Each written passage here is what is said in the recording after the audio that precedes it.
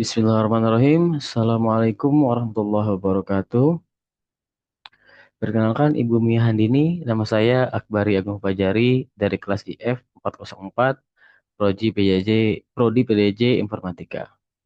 Pada kesempatan ini saya akan mempresentasikan tugas mata kuliah Interaksi Manusia dan Komputer dengan judul Analisis Pelanggaran Golden Rules pada fitur Shopee Video berdasarkan prinsip interaksi manusia dan komputer.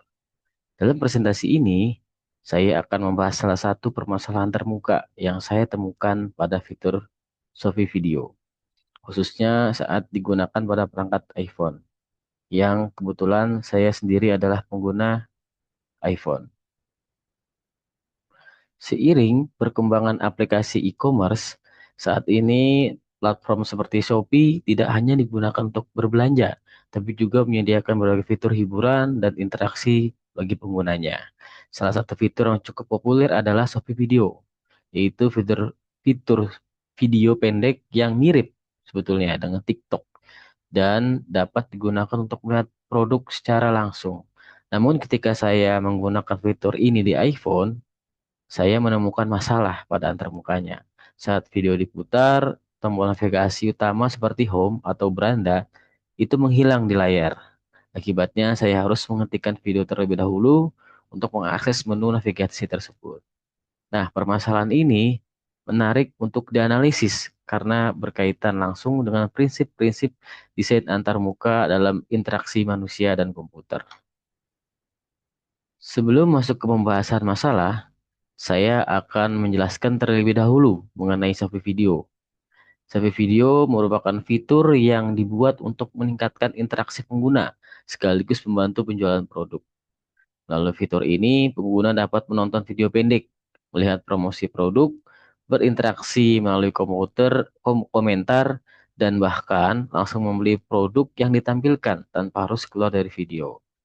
Karena fitur ini digunakan oleh banyak pengguna setiap hari, maka kenyamanan antar muka menjadi hal yang sangat penting.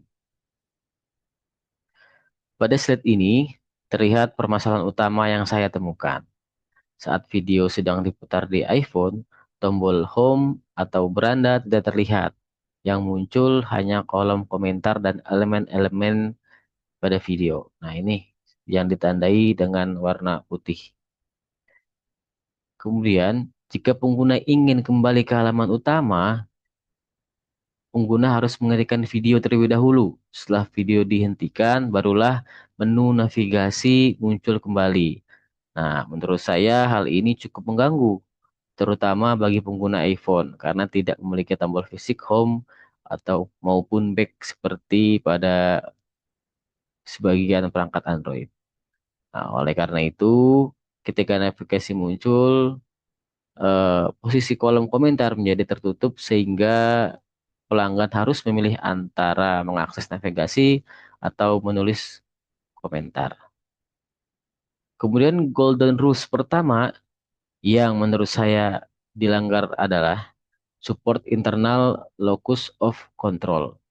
Nah, pada prinsip ini menjelaskan bahwa pengguna harus merasa memiliki kendali penuh ya terhadap sistem yang digunakan. Pada kasus Shopee Video, pengguna tidak bisa langsung menentukan kemana mereka ingin berpindah karena tombol navigasi disembunyikan selama video berjalan.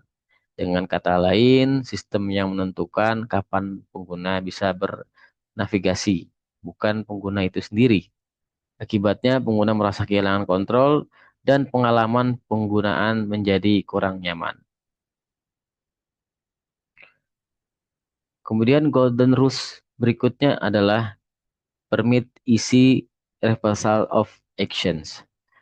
Nah, pada prinsip ini menekankan bahwa pengguna harus bisa dengan mudah kembali ke kondisi sebelumnya atau membatalkan suatu tindakan. Namun, pada Shopee Video, pengguna harus melakukan langkah tambahan, ya, yaitu dengan menghentikan video terlebih dahulu sebelum dapat kembali ke halaman sebelumnya. Nah, meskipun terlihat sederhana, tambahan satu langkah ini membuat proses navigasi menjadi kurang efisien sebetulnya.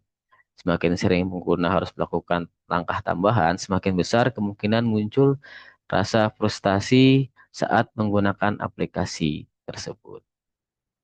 Nah, kemudian golden rules ketiga adalah strict of konsistensi atau menjaga konsistensi.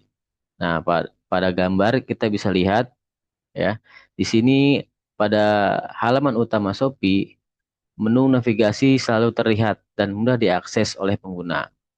Ya, kemudian ketika masuk ke Shopee Video, ya, pada gambar ini perilaku antarmuka berubah karena menu navigasi disembunyikan.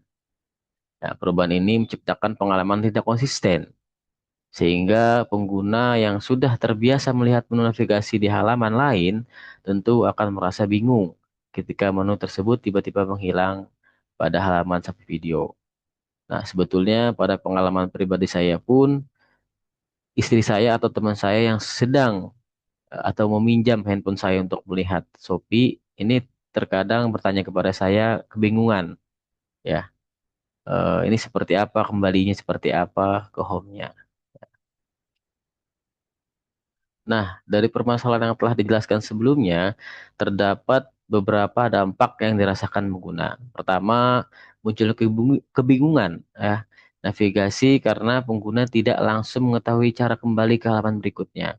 Kemudian yang kedua, efisiensi penggunaan aplikasi menurun karena pengguna harus melakukan langkah tambahan yang sebenarnya tidak perlu. Kemudian yang ketiga, pengguna bisa merasa frustasi karena seolah-olah terjebak dalam tampilan video. Ya, biasanya karena frustasi terjebak, akhirnya langsung swipe up ke atas, kembali ke beranda dari handphone iPhone.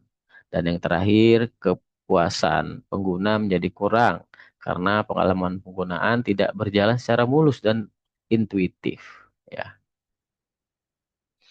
Nah, untuk mengatasi permasalahan tersebut, saya mengusulkan tiga alternatif solusi. Ya, solusi pertama adalah menampilkan tombol home atau beranda secara permanen selama video diputar, sehingga pengguna mengakses navigasi bisa kapan saja. Ya.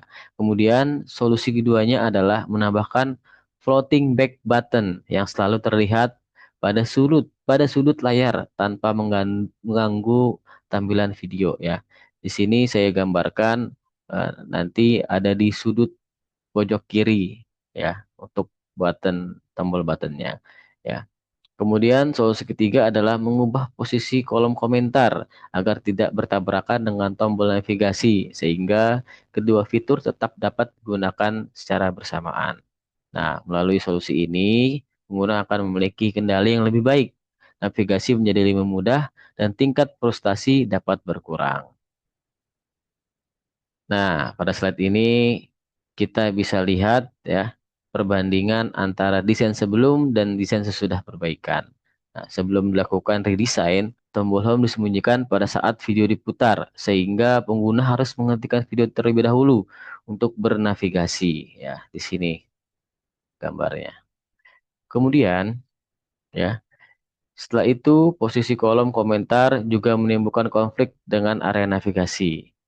Setelah dilakukan redesign, tombol home dan tombol komen dan kolom komentar dapat diakses secara bersamaan.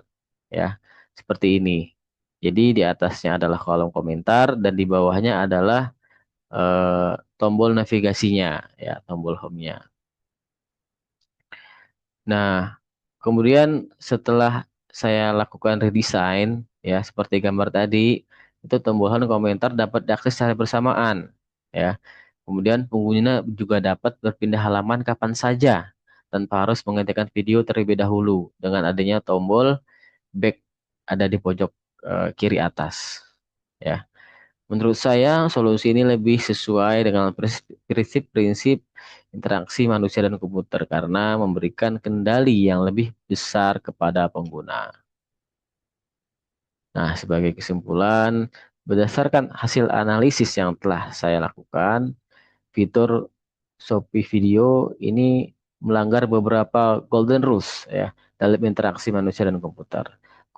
Golden rule yang dilanggar adalah pertama adalah super internal locus of control. Kemudian yang kedua permit easy reversal of action ya dan yang ketiga strive for consistency Ya, permasalahan utama terletak pada hilangnya tombol navigasi ketika video diputar, sehingga pengguna kehilangan kendali dan harus melakukan langkah tambahan untuk berpindah halaman.